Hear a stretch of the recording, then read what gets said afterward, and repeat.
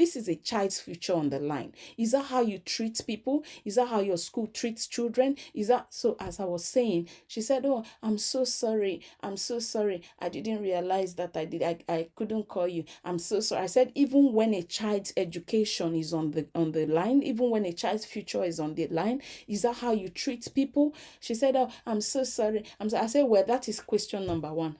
Do you know that as I'm talking to you, only two blacks are in the school, the whole of year 7, only two blacks."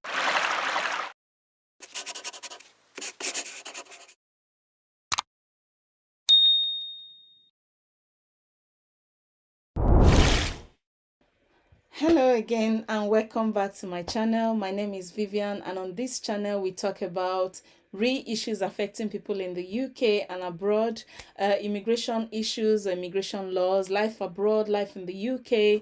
And in today's video, I'm going to be discussing something very, very important, and this is about racism and discrimination. In one of my videos, I did mention about racism, which is a major issue in the UK. As adults, we face it, and children also face racism in school.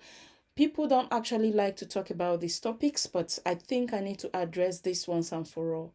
So I have an experience which I'm going to share, but if you've ever felt judged, treated unfairly, even in the workplace, or even denied opportunities that you normally get because of your race, your color, your religion, nationality, background, you are not alone on this, okay? We've all experienced it. All right, racism and discrimination are still very, very real in the UK, whether people like to talk about it or not. And today, I want to talk about why we must challenge it together, why we must not keep quiet and watch things go wrong.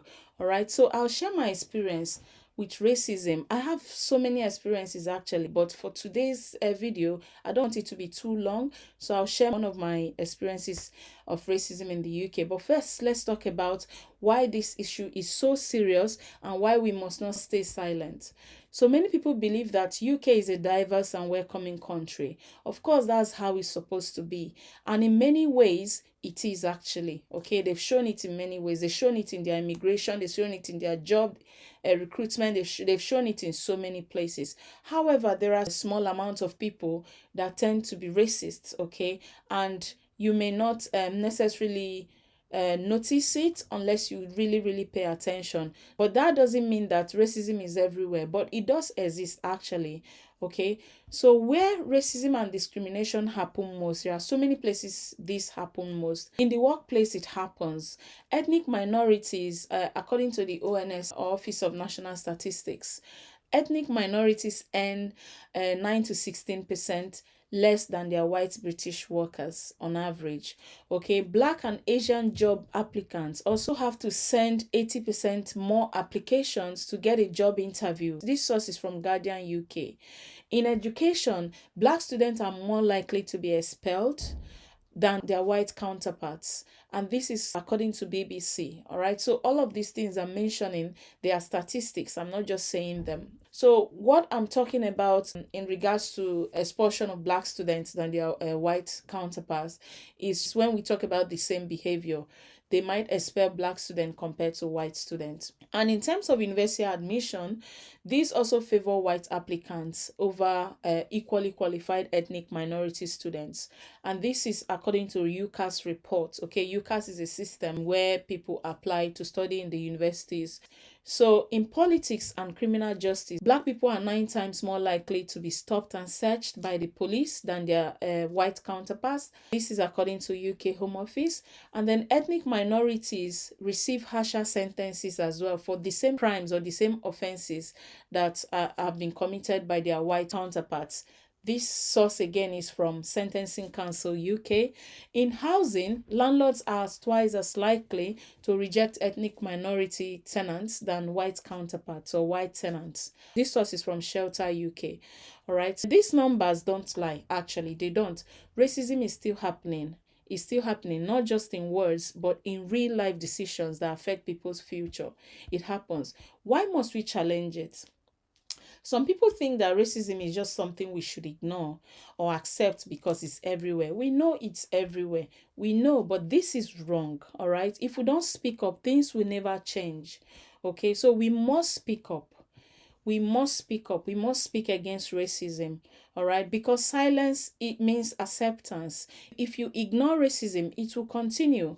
If you challenge it, we force the change. All right, because it affects life, it affects people's mental status. Okay, people lose jobs, homes, education, and opportunities because of discrimination, because future generations deserve better. If we fight back today, our children will have a better life. Okay, now I want to share my experience with racism in the UK, and after that I want to hear from you. Okay, leave a comment in the comment section. Tell me about your experience, if you've experienced anything racism or discrimination, even in the workplace, or your children have experienced it in school.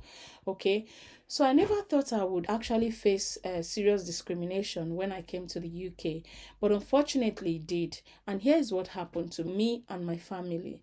All right. So this was one of the hardest things I ever want to discuss, or I've ever faced. But instead of staying silent, I decided to speak up. And when I spoke up, it was actually concluded in our favor. All right. So this is why you should speak up. If you face racism, you are not powerless. Okay, it doesn't mean that you're powerless, but here is what you can do. Report it. Don't ignore racism. Report it to your employer, school, local authorities. Document everything. Keep emails, texts, recordings, and messages as proofs. Know your rights. The UK has laws against racism, against discrimination in the workplace, in housing, in education. Find support. Groups like ECAS, Equality and Human Rights Commission, and Citizens Advice can help. Speak up. Talk to people that have experienced the same thing. The more we expose racism, the harder it is for it to continue. Don't let fear silence you, okay? If you are someone you know have faced racism, take action. If you don't speak, then it might likely continue and it will affect the next person. So my experience is 2 years ago, my daughter was preparing for her 11 plus. 11 plus is like an exam that people in year 5 going to year 6 will write. Okay, and if they want to go to selective schools like grammar schools. So I've always wanted my kids to go to a very good school, and grammar school has been one of our options. So we saved up and decided to send her to lesson. And at the time when she was doing the lesson, we're paying 35 pounds an hour. We started with an hour a week, and then we now doubled it to 2 hours a week.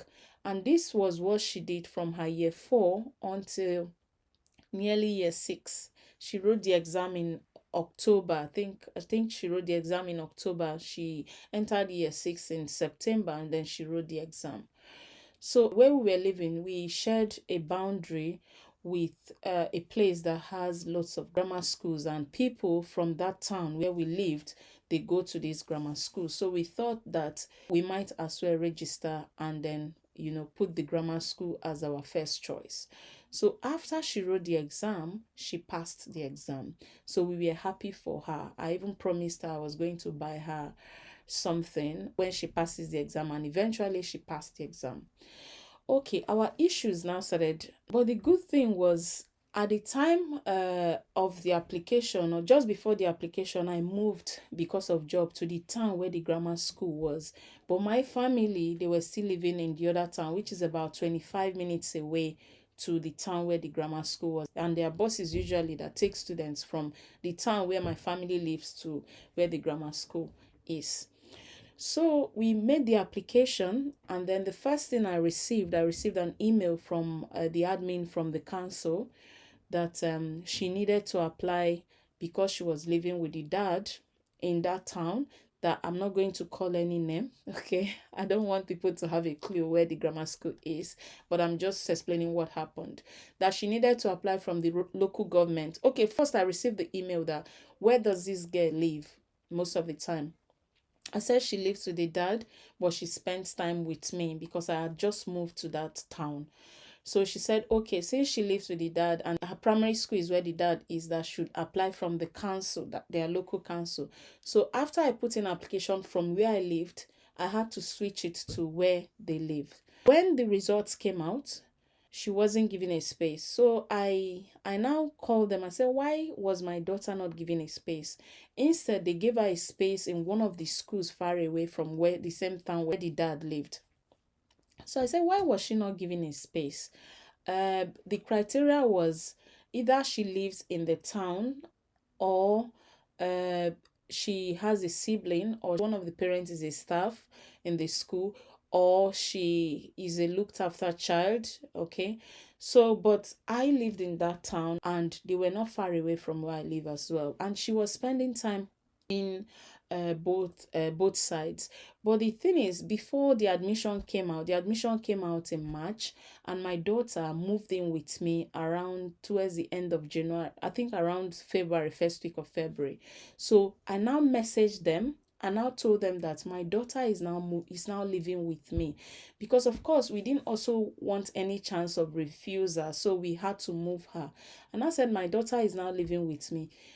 Just to inform them, I filled the form, change of address form and everything, and sent it through the local government of, her local council where the dad was living, just because that was where I made the application. So they forwarded it to the local council where the school is and where I was living. So when the admission came out, she wasn't given. I was really upset. So I told them, I messaged them, I said, look, my daughter lives in this town. She's not far from, and the reason why I hadn't changed her was because she was already in year 6 and she was nearly finishing. So I told them, I said this was the reason she could not come and completely stay with me. Okay, something happened and the dad had to move out of that house. So there was nowhere that she could have moved and move in with me. So that was what happened. So she now moved in with me. So I informed them that the girl was now living with me. So when the admission came out, she wasn't given. So I now called the council where I was living, and they asked me to send in proof. I sent a proof from the local authority that I live in the council, and this proof was since October the previous year. So it's not like it's something new. So when I called in the county where I made the application, they said that they don't know why she wasn't given that. Normally, she's supposed to have been given because I did the writing. I messaged and I told them that she no longer lived with the dad, that she had moved in with me, but she wasn't given. Meanwhile, I put three grammar schools in that county, the county I was living. I put 3 grammar schools. So the first choice, the second choice, and the third choice, which is quite far away. The third choice is about 3 hours away from where we lived. So I now called the council where I lived, and I said, look at my situation. At the time when I made the application, my daughter was in this village, this town, and now she lives with me. And I did inform you guys that she's now living with me before the admissions came out. They said, oh, that I would have informed them in December that was the cutoff for any change. I said, okay. The lady now advised that what will happen was for me to put in another application through that council where she currently lives. That will now be considered in the second batch, which the admission will go out around April. So this whole thing happened around the 12th, first or second week of March. So I put in a new application. And when that lady came back, the lady that, that messaged me the first time I put in application that I needed to put in application in the council she lives, as soon as she saw my application, she didn't even look at it. I put lots of notes. I explained myself. I said I put in an application through this county. I just explained everything completely. And the first thing, she didn't even read the notes at all. I said I spoke to this council. They said I need to apply. Your colleague said I need to reapply and all of this.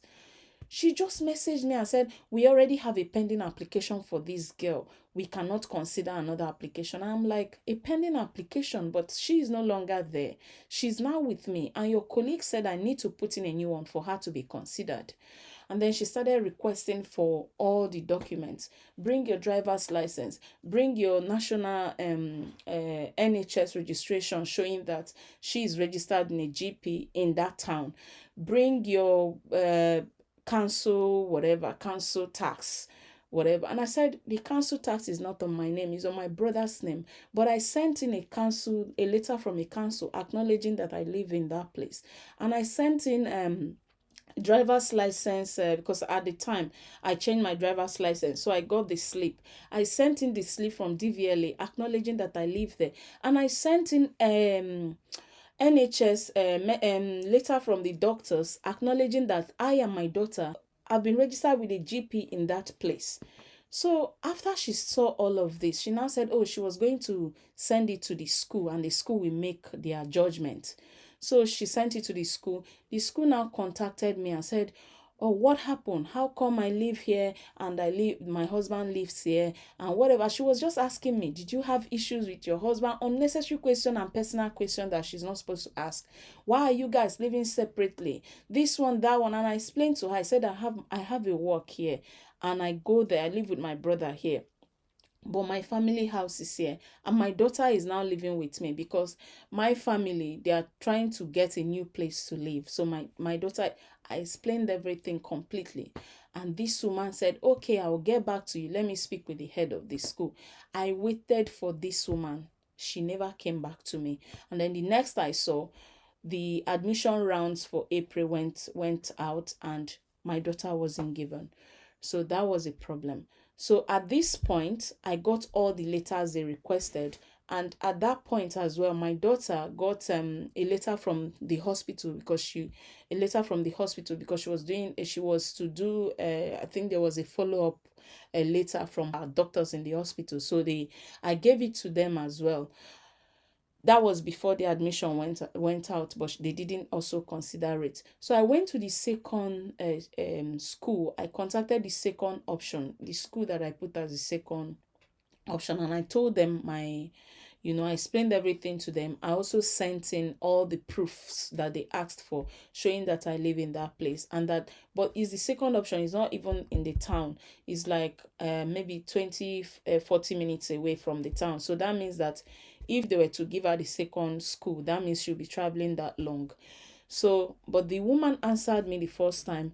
But it's like she went and spoke to them in council, and this lady in council poisoned her mind the way she poisoned the one in the grammar school, the school that my daughter applied as the first choice. So these three people now started behaving funny. After all of these things happened, I put in an appeal because we usually they will give you a right to appeal. So I put in a right of appeal and I explained everything from when I applied from the town, and then when I reapplied again, I was told to apply again. I got all the phone conversations, I got the screenshot of the numbers as at when I called the numbers, and I got all the back and forth emails from all three of them. I mean, both from the others, even do you know that the county where I had applied from, where the dad was staying, they now said I should send him more proof. So I forwarded those proof to them. I told them I forwarded proof to this other county. And they said, oh, this county, that the proof was enough, but the county was supposed to consider it, that the problem was no longer with them. So these other people, they were playing back and forth. So when I realized that this thing is now about discrimination, because at this point, there were people who were even in, their children were in primary five, just like my kids, and they were living far away, like 3 hours away. But they gave them admission on the ground that they were going to move. So I knew about them. So they gave them admission, and one other black lady that lived in the same town with these Indian lady, they didn't give her. So she was telling me, she said, can you imagine that these other Indian people, these other people, that they gave them admission, and the children and her children, they were in the same school, they were quite far away. And for my children, we were just, where the dad was living was just about 25-30 minutes to the town. And there's usually a bus that carries students from there to the grammar school, but my child was not given. So I put down all of these things. After I submitted the appeal package to the grammar school, they now gave us a date. So before then, I started messaging the council, letting them know that this was a case of pure discrimination. At this point, my daughter was already feeling emotionally unstable. She was already upset.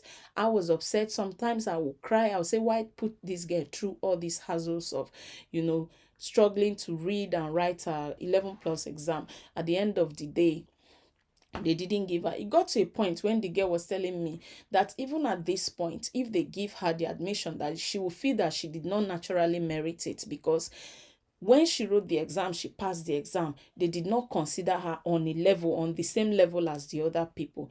Instead, that is now taking me extra mile to, for them to consider her. So I told her no, that this case we must follow it to the end. She now said, oh, that school that they gave to her, even though the school has very bad reviews, that maybe she should just go there. I said, never, that you will not go there, that I will try to fight this to the end, and if we don't get it, then I'll say that, okay, God does not want you to go to that school, then we just let it be, but let's just follow this to the end. At this point, we already got the date for the appeal. So we also got the date for the appeal for the other school, the second option, which the lady stopped picking our course, but we also appealed. They asked us to appeal, so we also appealed. So after I sent messages to the council, letting them know my issues, letting them know that this is what is happening, I've provided all the proofs they needed. I've provided the proof that I live there. I provided my proof of my driving license. I provided proof of NHS that they asked for my daughter and for myself. I provided proof of GP. I provided everything. Yet, that I feel that this is discrimination, and I'm not going to take it lightly, that I was going to take a legal action. Even when my husband wrote this, I was now thinking, should we actually do this? But he said, no, but this is wrong. How can they be treating us like this? So we now submitted this. Do you know that after we submitted this letter, after we sent this letter, within an hour, they offered her the third choice, the third grammar school, which is like 3 hours away. Within an hour, this one is no longer, oh, let's go to the school, let the school decide. They offered that straight from the council, and they sent me an offer letter from the council. And I told them, I said, so you actually have the power to offer her her third place. How do you expect her to be traveling, to be commuting 3 hours from home? The school that is close to her is the closest, which is like 5 minutes walk or 8 minutes walk to the house. You cannot offer her the one that is 3 hours away. There's no direct transport. That's the one you are offering her. I said, well, I'm still going to take this case further. I'm not going to take it easy, because I feel that this is a case of pure discrimination. So this girl has gone through almost 2 years of preparation for the exam. She has passed the exams. She did everything. And then she now lives in the town. So you would have considered her based on distance, since she doesn't have any sibling in the school. Her parents don't work in the school, and she's not a looked after child.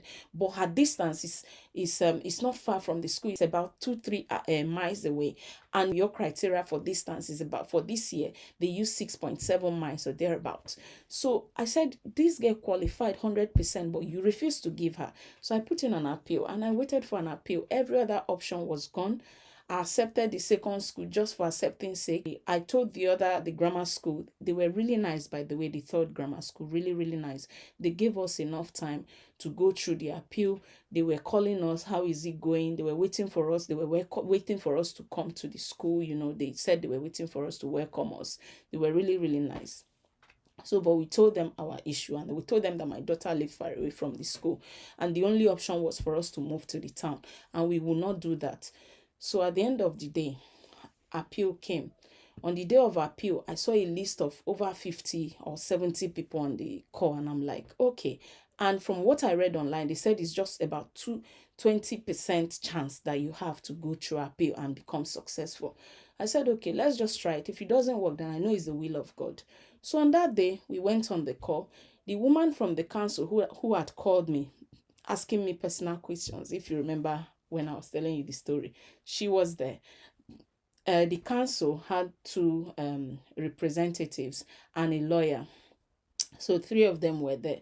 So when they now presented the case, the woman explained why they don't have space again in the school, why they cannot take extra person or extra student, why my daughter needed to go and accept the other school that has a very bad review, why they cannot accommodate any more students. So they now asked me if I have a question. So the first question I asked, I said, thank you for explaining all of these things. When you called me, asking me my personal question, asking me why did you and your husband, are you still together? Why are you living apart? Which was completely unnecessary. What you told me was that after that call, that you will come back to me, that you needed to speak to the head of the school. Is that how your school behaves? Up till now, I didn't hear anything from you. This is a child's future on the line. Is that how you treat people? Is that how your school treats children? Is that so? As I was saying, she said, "Oh, I'm so sorry. I'm so sorry. I didn't realize that I couldn't call you. I'm so sorry." I said, even when a child's education is on the line, even when a child's future is on the line, is that how you treat people? She said, "Oh, I'm so sorry." I said, "Well, that is question number one." So the guys from the appeal panel, they said, "No, that it's not time for question yet. It's not time for such a thing, that when it's time for me to judge, I should judge." I said, "No, I just needed to ask her a question. You guys asked me to ask her a question." So she apologized. So I said, "Well, when it was time for me to judge, I explained everything from when we made the first application to when I was advised for the second application, noting down all the key dates to when my daughter moved in with me, to when I provided all of these proofs that they requested for, which I also attached to the appeal package, and I gave it to them and they had it." So when the lady looked at it, she asked me, she said, "When did you move to that town?" I said, "I moved in July the previous year and my daughter wrote the exam in October." She said, "When you applied, which address did you use?" I said, "At the time, my daughter was living with the dad and she was spending most time with the dad. And when I applied with my address, they called me from the council that I wasn't supposed to apply with my address, that I should apply where she lived most. So I applied through where she lived most. So I applied through that council." But when she now moved in with me, they asked me, "When did she move in with you?" I said, "On the February 6th. So when she moved in with you, what did you do?" I said, "I filled in a form, change of address, and I sent it through that council. And I also messaged the council where I am." She had the form, so they had everything. So she now said, "Okay, thank you. I'll ask you another question." So she now asked that lady, "Why didn't she get admission?"